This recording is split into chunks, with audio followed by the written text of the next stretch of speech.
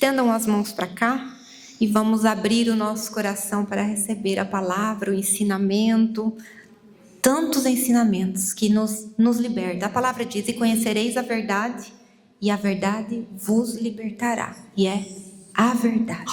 A verdade liberta. Glória a Deus. Querido e amado Jesus, santo e maravilhoso Deus eterno, estamos aqui, Senhor, neste momento tão precioso, na Tua presença, Te adorando, Te louvando, e agora então, Senhor, no momento da palavra, do maná, do conhecimento da Tua verdade, Senhor. Usa a Tua filha, Senhor. Usa a Tua filha com tudo que ela recebeu de Ti, com todas as ferramentas que o Senhor deu para ela trabalhar nesses anos de experiência, Senhor, e agora capacitada, Senhor. Então, para nos ajudar, Senhor, para nos libertar, Senhor, para trazer luz aonde não havia luz, Senhor, para iluminar a nossa alma, transformar o nosso coração, mudar os nossos pensamentos através da Tua palavra. Então, usa a Tua serva, Pai, e enche este lugar com os Teus anjos, Senhor. Traga o Teu Espírito, que todo o espírito de distração, Senhor, seja removido daqui, que todo impedimento, toda barreira, todo medo seja removido em nome de Jesus, que neste ambiente entre a palavra e o nosso coração e a Tua palavra esteja o Teu Espírito trabalhando em nome de Jesus. Amém. Glória a Deus. Graça e paz, irmãos. Amém? Podem se assentar, por favor.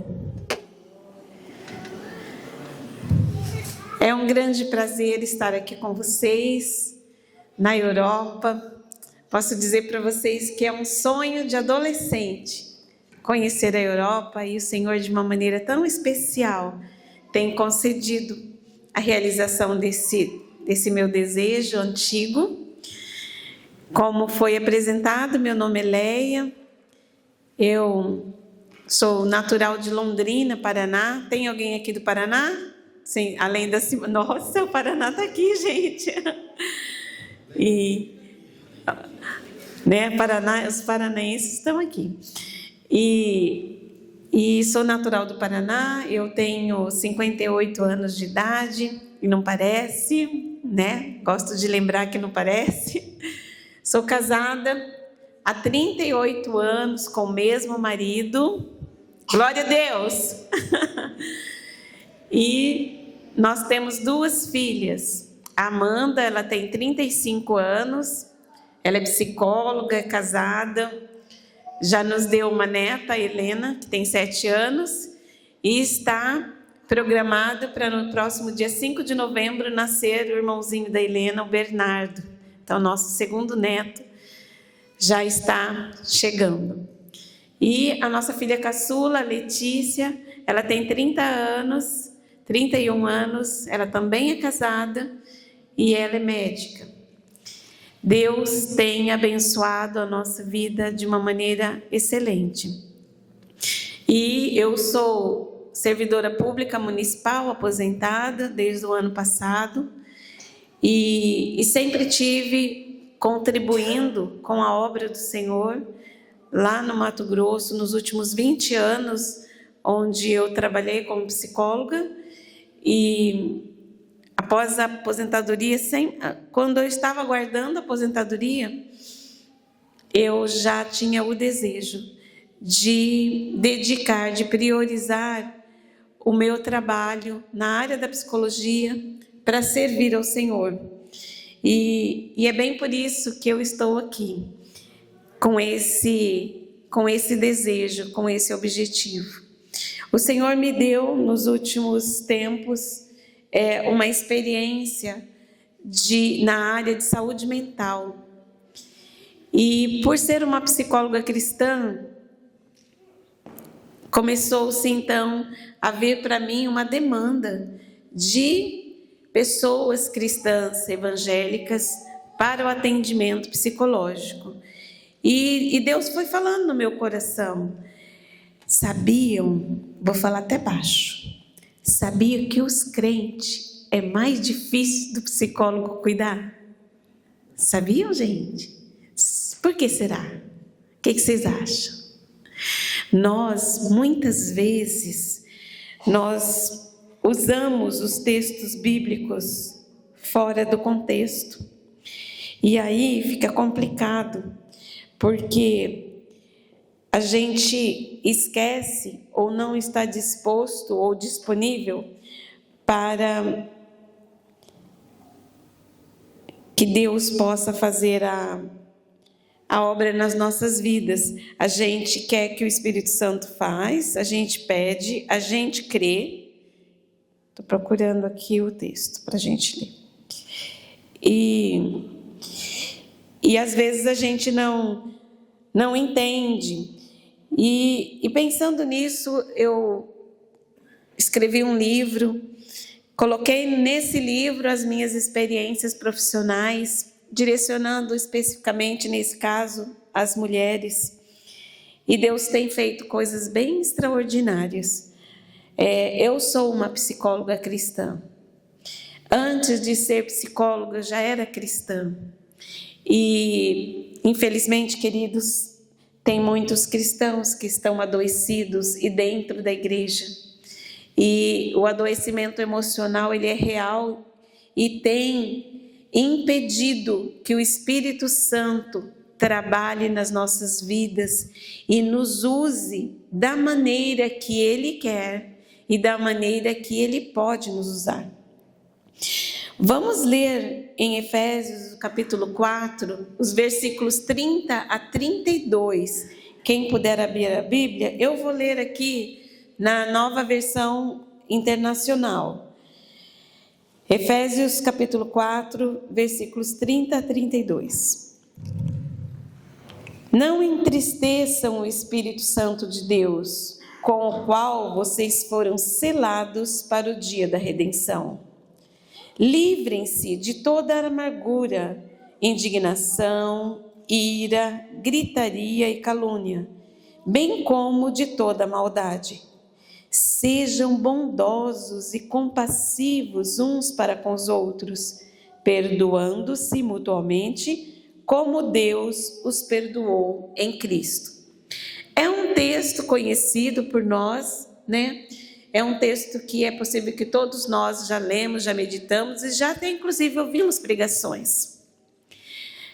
O apóstolo Paulo escreveu essa epístola aos Efésios e há quem diga que ele escreveu essa epístola ainda estando preso.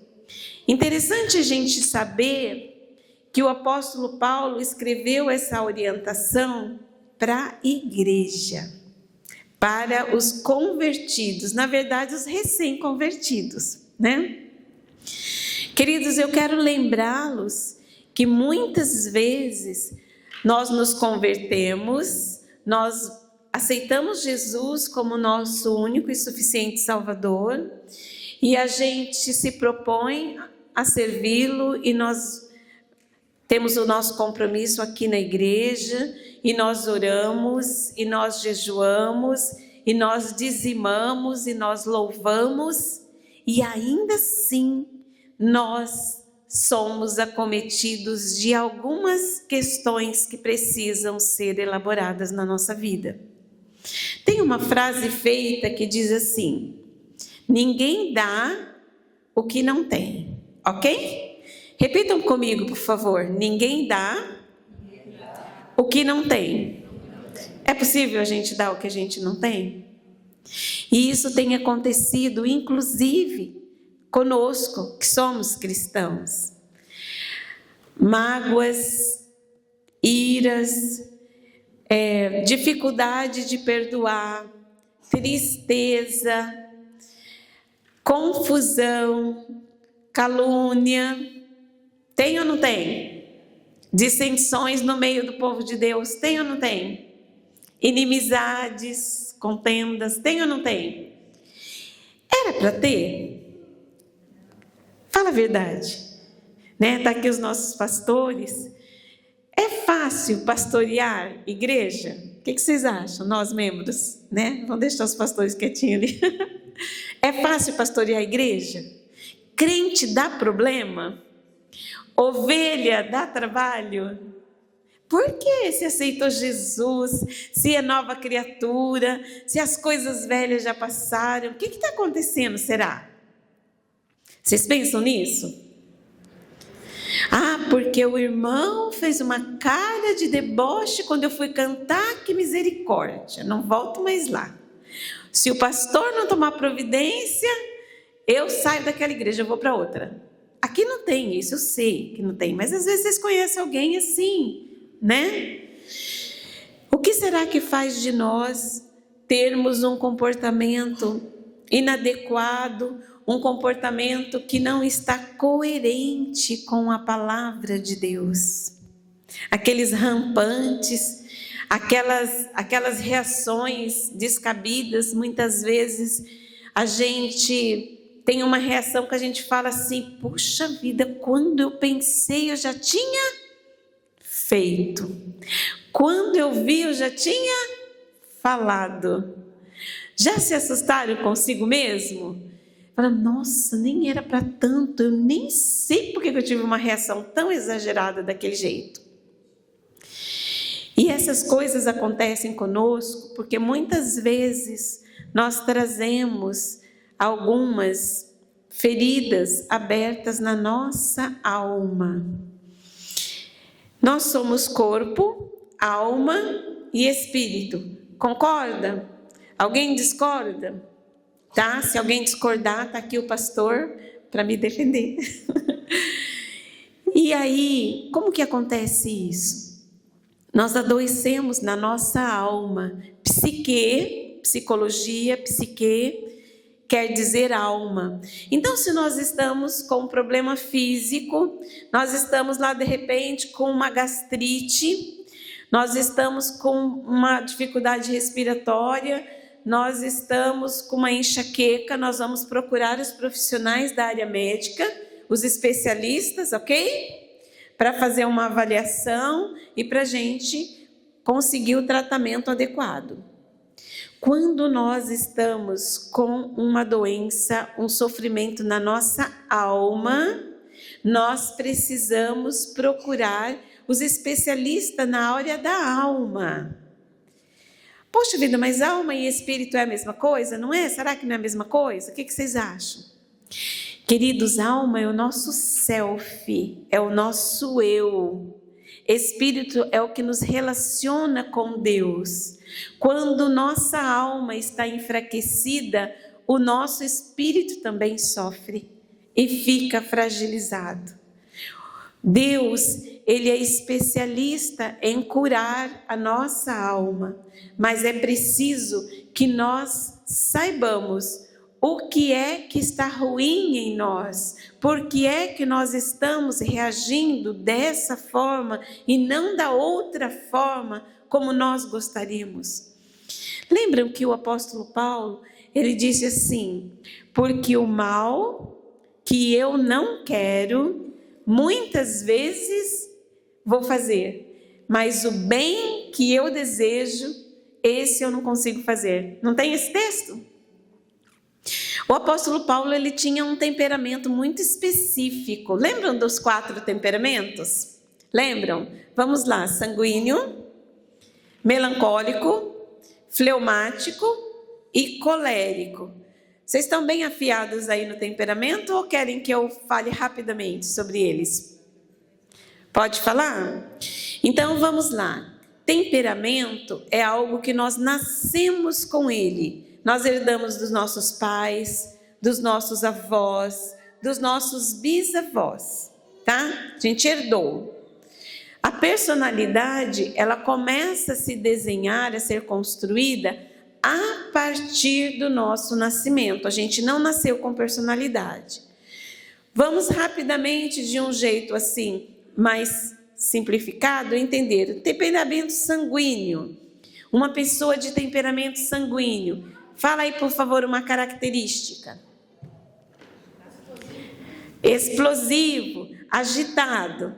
Mas eu ainda vou mudar uma coisa aqui. Eu pedi uma característica, eu pedi um defeito. Nós somos ligeiros em apontar defeito dos outros. Sabiam? Então, vamos inverter. Primeiro, uma qualidade do sanguíneo. Quem que pode me dizer? Qualidade. Uma qualidade. Tá vendo como que continua ali no defeito? Oi? Extrovertido. O que mais? Determinado. Muito bem. Mais uma. Oi? Humildade? Se for quebrantado pelo Espírito de Deus, é capaz que fica. Uma das características marcantes no sanguíneo é a capacidade de persuasão, de convencer os outros daquilo que ele acredita, tá?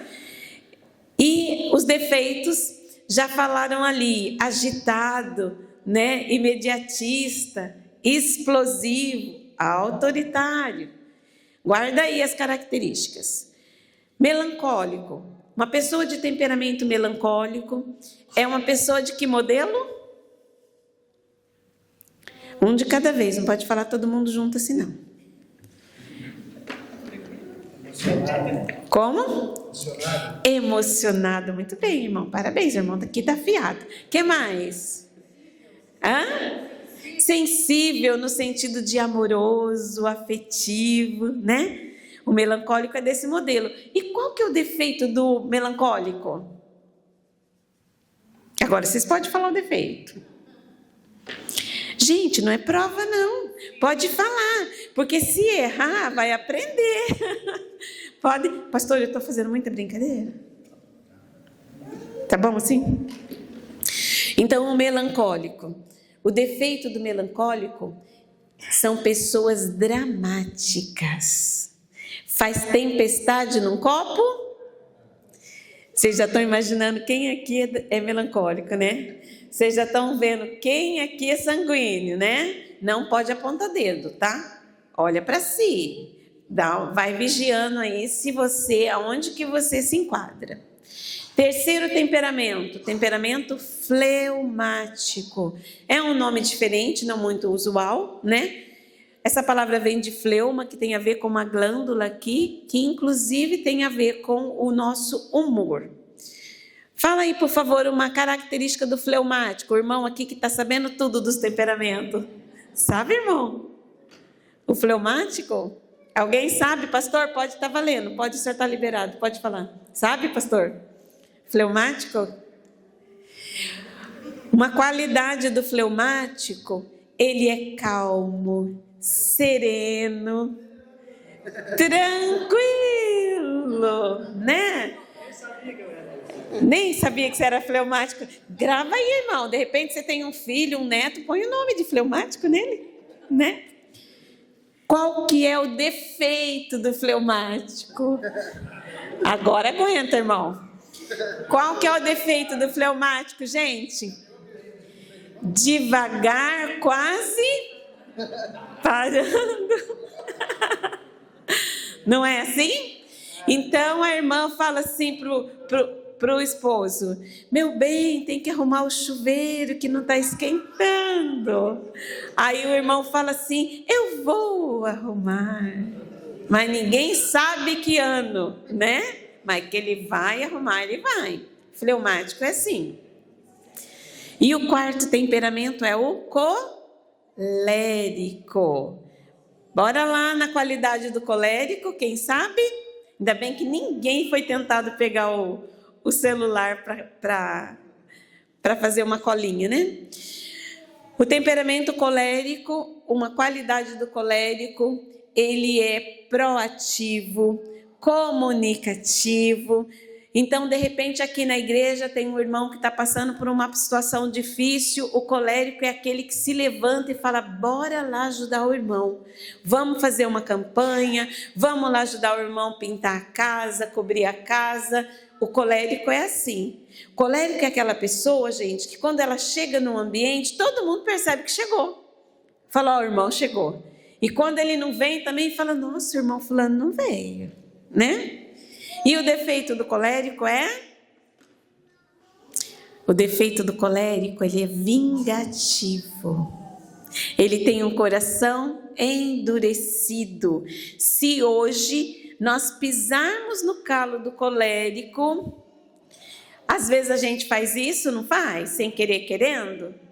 E aí a gente reconhece rapidamente e já pede desculpa, pede perdão. O irmão que é colérico, ele vai falar assim, tudo bem, tá tudo certo. Só que vai passar 10 anos e o irmão vai se lembrar daquele dia, e se ele tiver a oportunidade, ele vai se vingar, tá? Vou usar um único exemplo para explicar os 4, para que fique memorizado aí. Suponhamos que nós trabalhemos juntos, e logo pela manhã eu estou aqui, e eu seja de temperamento sanguíneo. Então, a Ana passou por mim aqui de manhã, quase me atropelando, nem falou bom dia, muito menos a paz do Senhor. Se eu sou sanguínea, eu vou atrás da Ana, bato no ombro dela e falo, Ana, o que foi isso? Não me viu, não? Né? O sanguíneo não é assim? Imediatista, explosivo, o que foi? Te fiz alguma coisa? Né? Se eu sou melancólica, a Laira passou por mim aqui, não me cumprimentou, eu já faço assim, meu Deus do céu. O que será que eu fiz para a Laila? Aí já começa. Será que ontem, aquela hora que eu falei tal coisa, será que ela ficou chateada? Olha a diferença. Agora, se eu sou de temperamento fleumático, a Simaia passou por mim aqui de manhã, não me cumprimentou, eu nem vi que a Simaia passou, tá tudo certo, né? Sabe, tá tudo bem. Fleumático é assim. E se eu sou de temperamento colérico, a Daiane passou por mim aqui, não me cumprimentou, eu vou falar assim, Daiane, passou aqui, né, não cumprimentou, já que ela vai precisar de mim, sabe? Vingança é um prato que se come frio para o colérico. Tem gente colérico na igreja? Tem gente fleumático? Tem gente melancólico? Tem gente sanguíneo? Na nossa casa também é assim? Com os nossos filhos também é assim? E por que é que a gente tem a expectativa e a gente quer que todo mundo se comporte da mesma maneira conosco? Vocês estão me entendendo? Nós precisamos conhecer da personalidade humana, porque aí a gente não se aflige tanto, queridos. Muitas vezes a gente se coloca como vítima das situações. A gente esquece que as pessoas também têm os próprios problemas, têm as próprias fragilidades e vira uma grande confusão. Eu costumo contar uma história nas minhas falas para mostrar para as pessoas o quanto que muitas vezes a gente tem algumas reações que são equivocadas e que geram mais confusão ainda. E a gente está aqui hoje num culto da família, e a gente está falando de saúde mental, e a gente está falando de saúde espiritual, não é assim? Então vamos lá numa historinha. Tinham 2 famílias. As 2 famílias tinham filhos pequenos, moravam vizinhos. Uma família comprou para os filhos deles um filhote de cachorro. E a outra família comprou para os filhinhos um filhote de coelho. Sabe aquelas lebres brancas do olhinho vermelho? Lembram? Não sei se aqui tem. E as crianças brincavam juntas e os 2 mascotezinhos, tanto o cachorro como a lebre, brincavam juntas e estava tudo certo. Foi passando o tempo, teve lá um dia que tinha um feriado prolongado, não sei se aqui tem isso, mas assim, sabe, sexta, sábado e domingo? E a família dona do coelho resolveu então que eles iam descer para a praia, para Itapema, meia praia. E aí, avisou então a família do vizinho, porque eles não iam levar o coelho, né, gente? Então avisou ali para a família dona do cachorro e falou, olha, é o seguinte, nós vamos descer para a praia esse final de semana, aproveitar o feriado. Vocês podem cuidar do coelho para a gente? E ali se acertaram que a família ia cuidar do coelhinho. Quando chegou na madrugada da sexta-feira, A família que até escutou o barulho lá na casa do vizinho, né? A conversa das crianças, o barulho do carro saindo. Tudo bem, os vizinhos estão indo para a praia.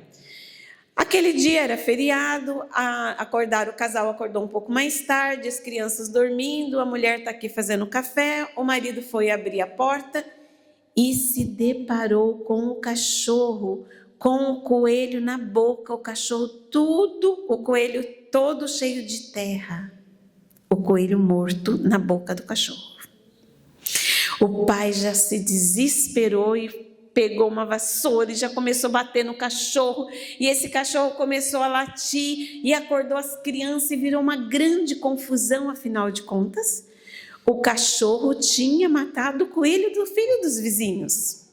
E as crianças começaram a chorar porque também gostavam do coelho. E aí o pai dessa família teve uma ideia. Falou: já sei, vamos lavar o coelho. Lavaram o coelho, deixaram bem limpinho, pegaram um secador, secaram o pelo do coelho e foram lá e colocaram lá na casinha do coelho, na casa do vizinho. E o pai falou para as crianças: ó, ninguém fala nada, quieto. As crianças ficaram entristecidas aquele resto de dia, de sexta-feira, o sábado, domingo à noite, era a hora dos vizinhos chegarem. Quando escutaram lá, o povo está aqui assistindo Fantástico, porque não era crente, tá, gente? Essa história é uma pessoa que não era crente, nem estava na igreja. Estava lá assistindo Fantástico, e aí escutaram lá o carro do vizinho chegando, e daqui a pouco aquela gritaria.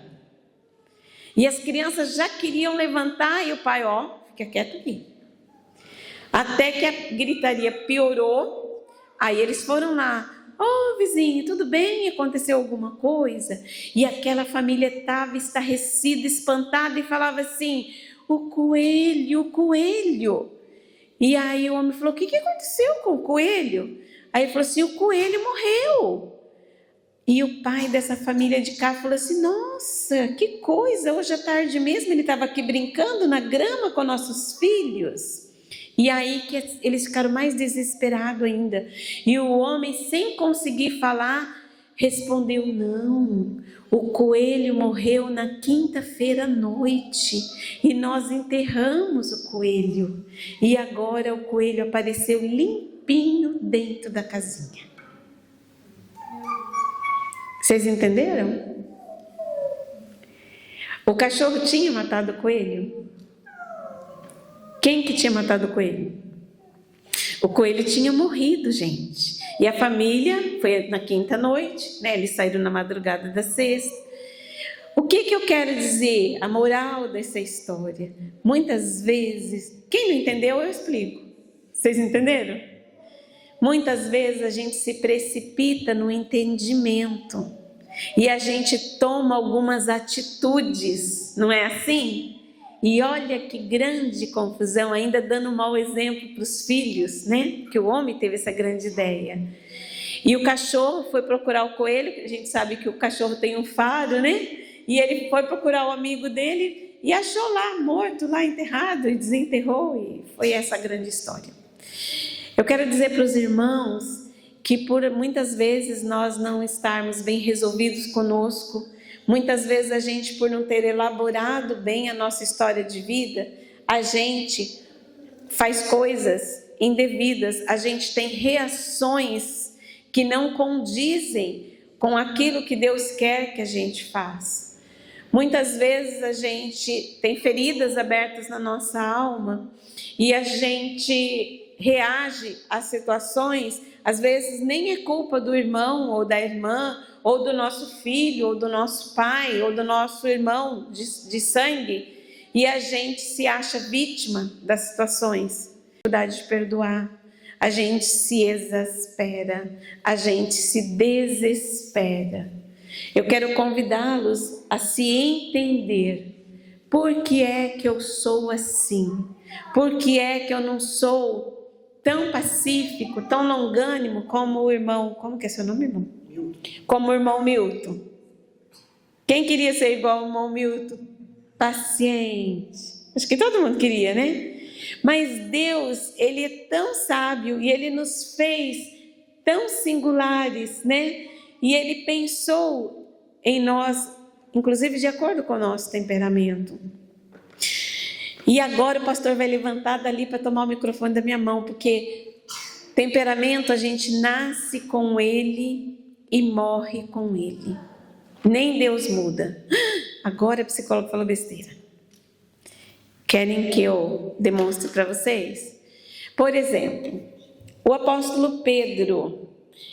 Então vamos lá na história do apóstolo Pedro. Ele conviveu com Jesus por pelo menos quantos anos? 3 anos, que foi o ministério de Jesus na terra, né? E estava ali com o mestre. Olha que delícia, imagina nós com essa oportunidade, com esse privilégio. E Pedro estava ali com o Senhor e sabia das coisas. E quando Jesus estava falando para os discípulos que convinha que ele fosse preso, que ele fosse morto para a redenção do pecado da humanidade, o que Pedro fez? Falou que não ia deixar de jeito nenhum. Jesus repreendeu o demônio que estava usando Pedro, não foi assim? Tudo bem, daqui a pouco, passados os dias, Jesus estava lá orando no monte, os discípulos dormindo, chegaram os soldados para prender Jesus. O que Pedro fez? O que Pedro fez, gente? Saiu correndo? Cortou a orelha do soldado Malco, né? Jesus teve que colar ali a orelha. Mas aí não teve jeito, os soldados prenderam Jesus e os discípulos, cada um fugiu para um lado. Alguém viu Pedro e falou: nossa, você estava com Jesus. E ele negou, estava não. Outra pessoa desconfiou e falou: mas você está muito parecido com eles. E Pedro negou de novo, e negou de novo, e o galo cantou. Quantas vezes Pedro negou Jesus? Tem gente que fala que o galo que cantou 3 vezes, né? Mas foi Pedro negou Jesus 3 vezes. E Jesus foi morto, e Jesus foi sepultado. Ao 3º dia, Jesus ressuscitou. E quando as Marias foram lá visitar o túmulo, encontraram um anjo. E o que o anjo disse para as mulheres? Vai dizer aos discípulos e também a Pedro. Pedro era de qual temperamento? Sanguíneo.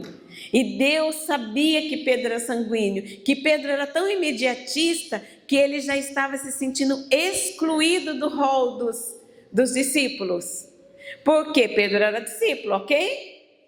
Se o anjo tivesse falado para as mulheres: vai dizer aos discípulos que o mestre ressuscitou, que é para eles ficarem lá aguardando, Pedro com certeza não iria junto, porque Pedro estava se sentindo indigno.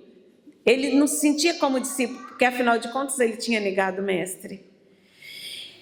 E assim foi, e Deus usou a figura de Pedro. Então vamos lembrar do cenário. Jesus foi morto, né, pelos judeus, foi perseguido. Então, logicamente, todos aqueles que serviam a Cristo, lá na igreja primitiva, também eram perseguidos. E precisava da figura de Pedro. Pedro era líder, Pedro era forte, Pedro era corajoso. Tinha os defeitos? Tinha. Então eu quero animar vocês no sentido de que Deus usa os nossos temperamentos. Ele não vai mudar, mas pelo nosso querer. E tem que ser um querer gigante. Nós vamos adequar o nosso temperamento para servirmos ao Senhor e para servirmos a nossa família e a nossa igreja, para a gente conseguir ser luz e sal nesse mundo que está tão carente de Deus. Acreditam nisso? Precisa ser um querer nosso. Deus usa o sanguíneo, Deus usa o melancólico. A igreja precisa de pessoas amorosas, afetivas, que lembra do aniversário de todo mundo e faz questão de ligar e dar os parabéns e fazer uma oração. Deus precisa daquele irmão paciente que apaga as fogueiras das confusões. Deus precisa das pessoas proativas, que faz a coisa acontecer, que na hora dos eventos ele corre para todo lado e ele consegue as doações e faz todo o movimento.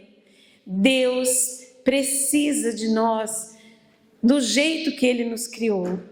O que a gente pode e devemos fazer é adequar o nosso temperamento para servir ao Senhor. Quando nós nos colocamos nesse lugar de submissão ao Espírito Santo de Deus, o que acontece? Nós vamos produzir frutos do Espírito Santo, independente do nosso temperamento. E quais são os frutos do Espírito Santo? Vamos lá: paz, amor, bondade, benignidade, fé, mansidão, temperança, esperança. Não é assim? Por que será que a gente, sabendo tudo isso, porque a gente sabe muito? Nossa, quando a gente começa a recordar, a gente sabe muito da palavra de Deus. Afinal de contas, é o nosso manual de regra de fé e prática. Eu quero animar vocês no sentido de que muitas vezes, quando a gente se comporta mal e a gente se assusta consigo mesmo, é sinal de feridas abertas na nossa alma. Nós precisamos ser curados. Lembra lá, entrando agora nessa questão da educação dos filhos. Deixa eu ver, quem que tem filho aqui? Então deixa eu ver, quem que não tem filho? Não tiveram, não tem. Quando nós éramos criança, os nossos pais nos trataram de um jeito, nos educaram de uma maneira, não foi? Quem tem filho e já se pegou, já se surpreendeu, tratando os filhos, corrigindo os filhos da mesma maneira que os pais fizeram com você e que na época você não gostava e você está fazendo igual. Já se perceberam assim, falando a mesma coisa, né? Então, assim, a gente precisa entender que nós precisamos melhorar aquilo que não foi bom na nossa vida. E é possível melhorar. É possível a gente desconfiar dos nossos pensamentos. Por que é que eu faço desse jeito, sendo que eu não gostava do jeito que o meu pai, que minha mãe falava comigo ou fazia comigo? Eu nasci de uma família de 6 filhos, eu única menina. E naquela época, né, então, há 58 anos atrás, não tinha conselho tutelar, não tinha as leis, né, que regulamentam essa questão. E os pais batiam nos filhos mesmo. E a gente não ficava revoltado. Eu pareço revoltado? Pareço, gente? E eu apanhei, hein? E não era pouco não, porque era peralta mesmo. Mas o que é que acontece agora que de repente os filhos ficam revoltados se forem corrigidos? É porque os tempos são outros, né? E a gente precisa entender isso. A minha mãe, ela tinha um jeito tão esquisito, gente, que se um filho quebrasse um copo, todo mundo apanhava, que era logo para servir de lição. Tem lógico um negócio desse? Alguém que viveu uma coisa dessa, sobreviveu a isso? Era desse jeito. E aí, eu tenho um trabalho, um projeto que fala com os pais sobre isso. Como é que vocês têm lidado com os filhos? Ou como é que vocês lidaram com seus filhos, que de repente hoje já são grandes, de repente está chegando um neto. E os netos são a sobremesa da vida, né? Eu estou lá com a Helena e já está chegando o Bernardo e é uma delícia. Tudo que a gente fez ou não fez com os nossos filhos, a gente quer fazer com os netos. Quero animar vocês a entender o temperamento seu primeiro e depois o temperamento dos filhos de vocês. Jamais comparar os filhos um com o outro. É desonesto comparar pessoas. E às vezes a gente faz. Nossa, teu irmão é tão bonzinho, por que você não faz igual? Nossa, teu irmão não me dá trabalho, por que você é assim? Nessas falas equivocadas, ao invés da gente conseguir que esse menino, essa menina, ou esse jovem mude de comportamento, a gente desanima ele e ainda faz ele ficar com raiz de amargura contra o irmão. Vocês acreditam numa coisa dessa? Quem tem irmãos aqui, quem viveu isso no passado, lembra muito bem. É muito desagradável quando a gente percebe que os nossos pais têm preferência com um ou outro irmão. E tem. E quem tem mais de um filho e fala para os filhos assim: não, eu amo vocês tudo igual. É mentira. Sabia? Não é, sabe se vai, você que tem 3. É mentira, tá, filhos? Pai e mãe ama a todos os filhos. Ama mesmo, de verdade. Mas ama de um jeito diferente. Porque são diferentes. Como é que vai amar igual se eles são diferentes? Um é mais tranquilo, o outro é mais agitado, um é mais amoroso, o outro é mais arredio, não gosta muito de beijos, de abraços. É diferente. Então a gente começa a se equivocar nos relacionamentos dentro de casa, a exigir que todos se comportem da mesma maneira, e a gente vai atropelando tudo, e aí as famílias vão tendo dificuldade de relacionamento, e um já não fala com o outro, e os filhos vão brigando entre si, e a gente vê tantas histórias bíblicas, né, de irmãos com raiva, com ódio de irmãos, e vem toda essa bagagem para onde? Para a igreja. E até participamos do culto, e até louvamos e ouvimos a palavra, e não é manifesto o poder de Deus, e a gente já não vê mais cura, e a gente não vê mais libertação, e a gente não consegue trazer almas, a gente não consegue ganhar almas, e não vem mais gente para a igreja, porque nós estamos vivendo esse evangelho de fachada, né? De faz de conta. Queridos, a palavra diz que por se multiplicar a iniquidade, o amor de muitos esfriará. A iniquidade aqui dentro da igreja, não é lá fora. Percebe? Vamos tomar para nós essa responsabilidade de nós sermos cada vez melhores. Pessoas melhores, melhores conosco mesmo, melhores com Deus, porque se eu sou sarada, se eu sou curada nas minhas feridas da alma, nas minhas revoltas, na minha história de vida que não deu certo, então uma vez que eu sou curada, transformada, eu vou ter tolerância para entender aquele irmão, aquela irmã que está chegando agora, ou já está andando comigo faz tempo, e está precisando de ajuda, ao invés de apontar dedo, né? Nós somos ligeiros para apontar dedo. De repente vem alguém se queixar para nós: olha, eu estou sofrendo, eu tô triste, eu estou abatido, eu estou com vontade de pegar uma reta assim, sumir na vida. Aí você que não é curado, você que não está cheio do Espírito Santo de Deus, você que não tem amor pelas vidas, o que você faz? Irmão, vai orar. Misericórdia, pecado, hein? Ó, põe o joelhinho no chão para você ver. Eu sei que aqui não tem ninguém que faz isso, tá? Mas de repente vocês conhecem alguém que faz, daí vocês já vão orientando. Irmãos, tem muitos crentes com depressão. Tem muitos crentes que estão sofrendo com ansiedade patológica. E isso é sofrimento, não é frescura e não é falta de Deus. É um adoecimento da alma.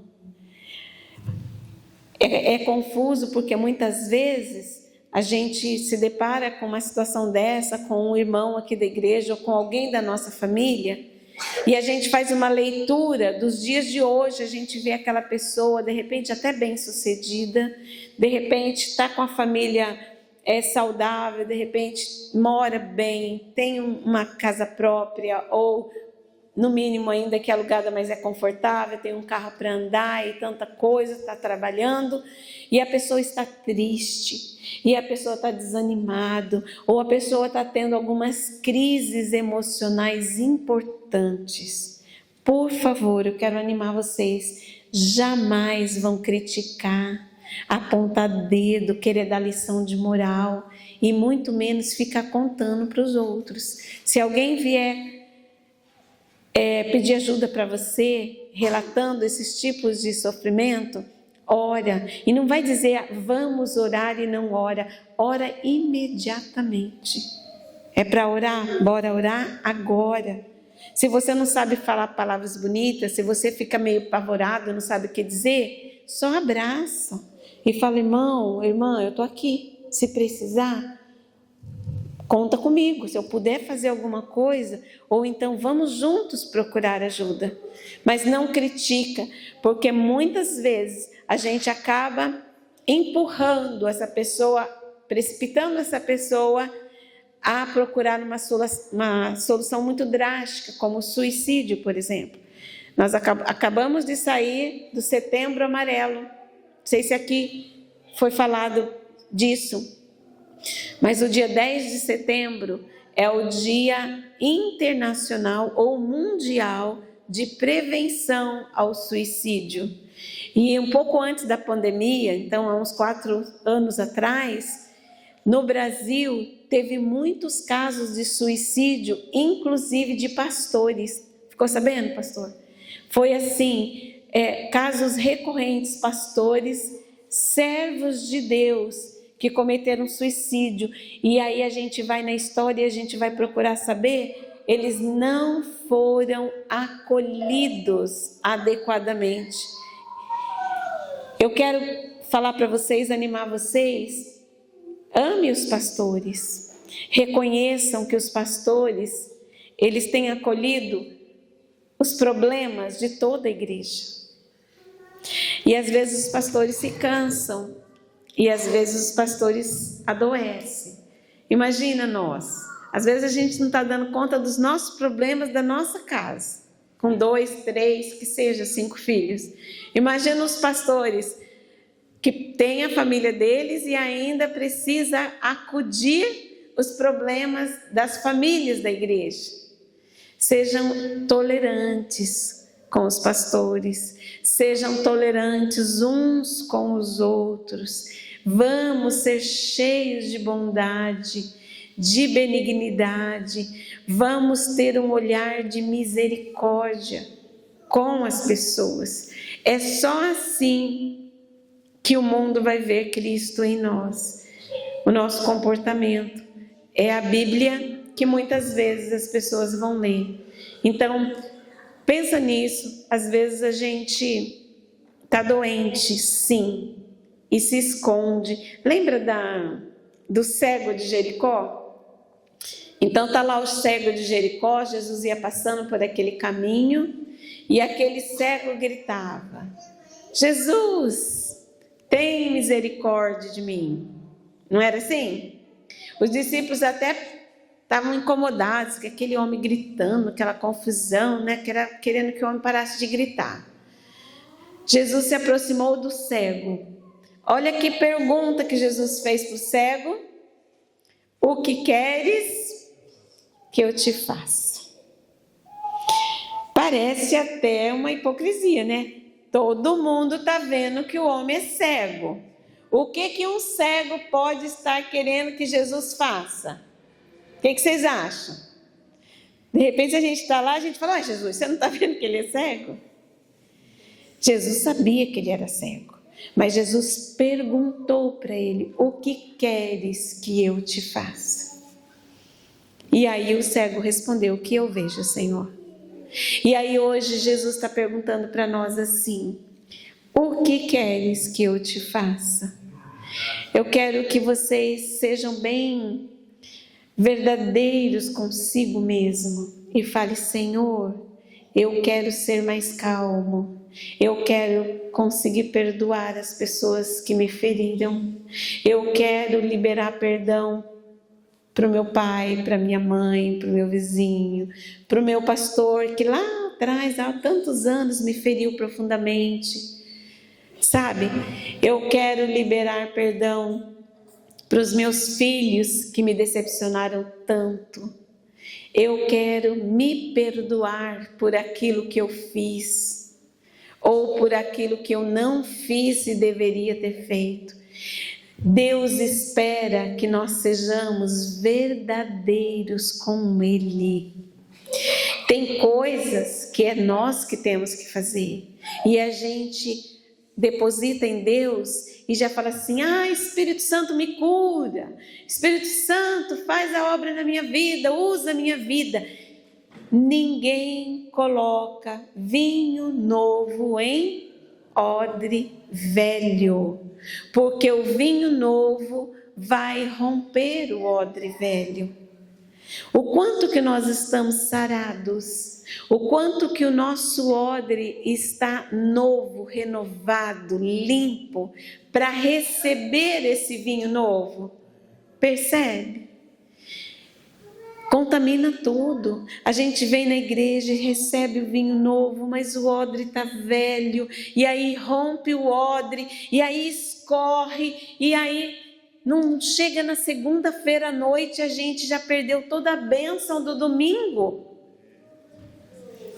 Não é assim muitas vezes? E a gente não entende. E a gente fica procurando profeta, e a gente fica procurando cruzada, e a gente fica mudando de igreja, e a gente fica atrás de tantas as coisas, quando muitas vezes nós não estamos conseguindo reter, e nós não estamos conseguindo transbordar de Cristo, porque o nosso odre, o nosso coração não está limpo na nossa alma para receber as palavras do Senhor e para sermos multiplicadores dessas bênçãos.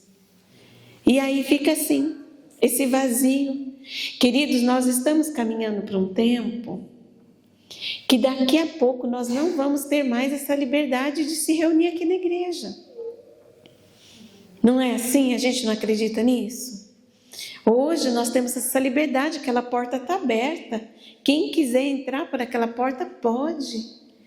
Mas e se acontecer hoje? Nós vivemos aí 2 anos de pandemia que foi terrível, mas a gente ainda tinha internet, não sei como que vocês se viraram aqui, mas tinha os cultos online, né? Ficamos lá meio que isolados, mas ao mesmo tempo conectados. Mas se hoje, né, houver aí uma mudança no sistema e você não puder se conectar com os irmãos e não puder ter a palavra do pastor e a oração do presbítero, como é que você vai se virar? Se imagina aí, se tirarem a palavra de Deus em nós, quanto que você já sabe da palavra de Deus? Quanto que você já entendeu da palavra de Deus para sobreviver a um caos como esse? Hoje é dia de nós entendermos o que é de verdade sermos cristãos. Ninguém dá o que não tem. O que é que nós temos para dar?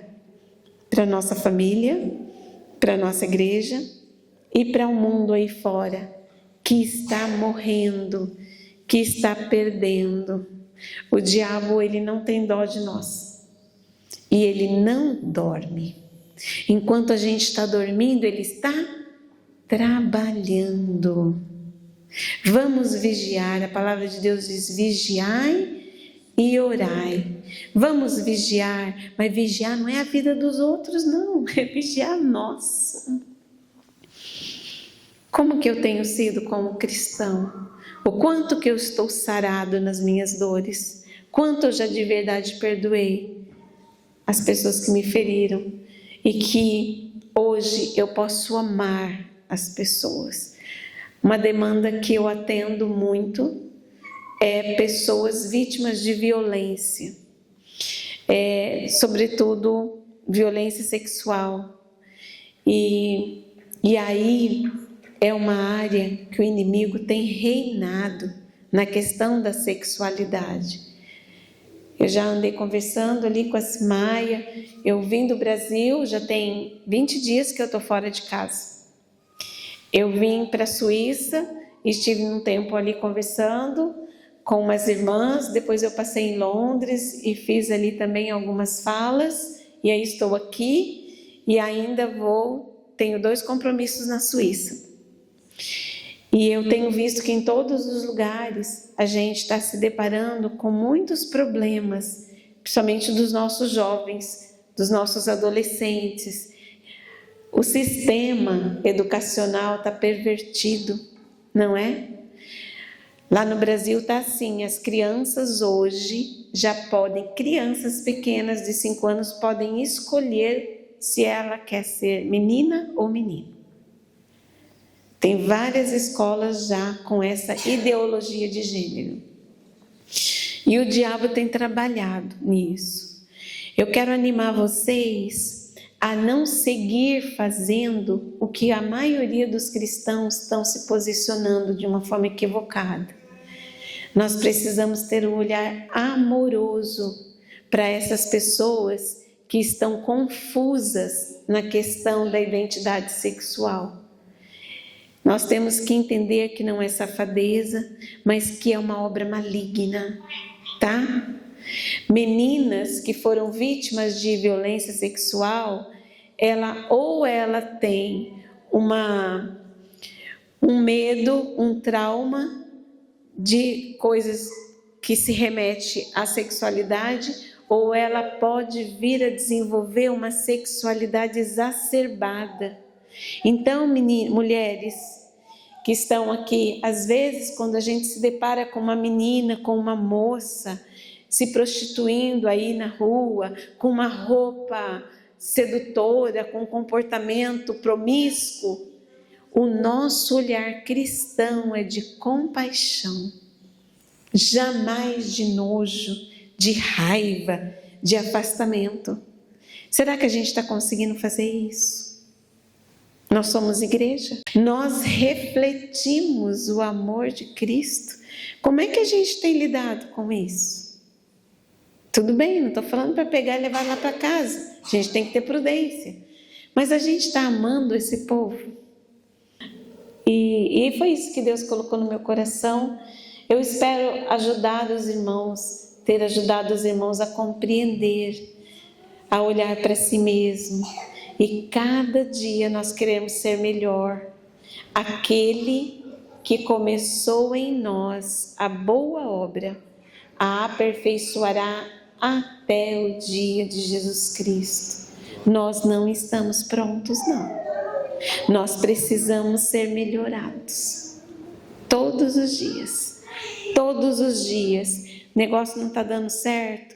O que é que eu estou fazendo de errado? Qual que é a minha responsabilidade nessa situação que não está dando certo na minha casa? Por que é que o meu filho, a minha filha está rebelde? Por que é que saiu de casa? Porque foi depois que conheceu tal companhia. Não é verdade. É porque eu falhei como mãe. Bem assim. Eu uso uma figura... Já deu minha hora? Já deu, né? Eu só vou finalizar para dizer para vocês do alicerce da personalidade humana. Começa a se construir uma casa pelo teto, ok? É, Rubens? Começa a se construir uma casa pelo alicerce. Tá? Se a gente tem dinheiro para construir uma casa térrea, a gente fez o alicerce e o pedreiro já está erguendo as paredes. Se o nosso pedreiro não é um pedreiro muito honesto, não é o Rubens não, tá? E aí ele está fazendo um puxadinho lá na casa dele, e aí ele desvia um pouco de cimento, de ferro lá para a obra dele.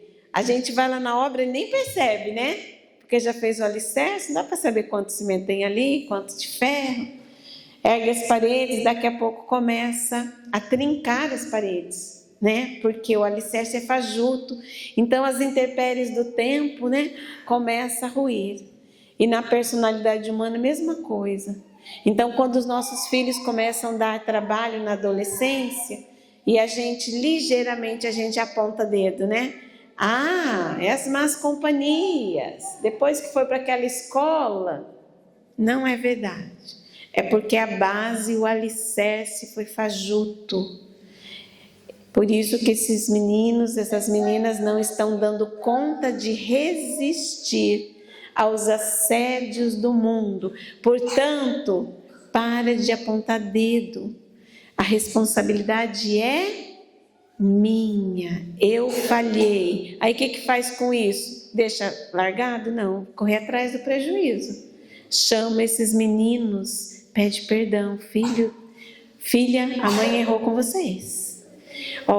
Vocês não estão dando conta aí fora porque em algum momento eu falhei. Pelo amor de Deus, me perdoe, estamos juntos. Vamos resgatar esses valores aqui. Entende? A responsabilidade de criar filho não é da escola, não é do pastor, não é dos avós, é nossa. Então chama para si a responsabilidade. E assim nós vamos ainda hoje conseguir construir uma igreja forte, um grupo que é coeso, que pode acontecer o que acontecer aí fora. Vocês vão estar resistindo no dia mau. Amém? Amém. Muito obrigada, viu? Pela atenção de vocês. Que Deus os abençoe grandemente.